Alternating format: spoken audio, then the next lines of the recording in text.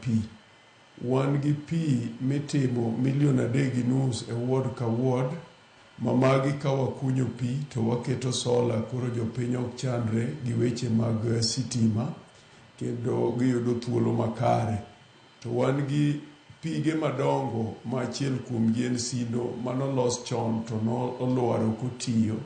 Koro sani iko omenda ni oket 20 million kendo pigno sani osechome mochopo nyaka chiro Sindo, ochopo Gingo kama mine yude rech, kendo wasekete mochopo nyaka osiptal.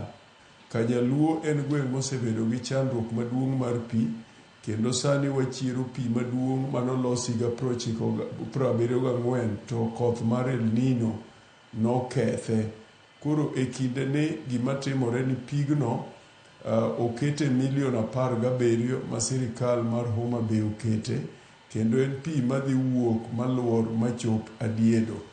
Kaeto ward ka ward bende sani wakunye pi kendo wakete sola, to kuonde ma wanie gi pige mag thidhia bende watemo gere kata waketo kama jopiny nyalo yude pi.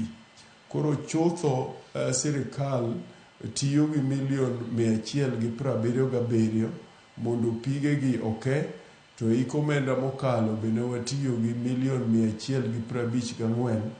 Wageno ni bang' higni 5 jo Homa Bay koro ok nyal wuotho kilomita 7, kamoro wabiro gik kama koro pod ginyalo wuotho kilomita 3, to bang' higa 10 ka sirikandni otieko e bwo telo mar moluor Gladys Wanga, to koro wageno ni ji biro yudo pi e dhot ka dhot, nikech biro yudo kwa wasetemo matek mondo investment kata keno mathoth waterie weche mag pi.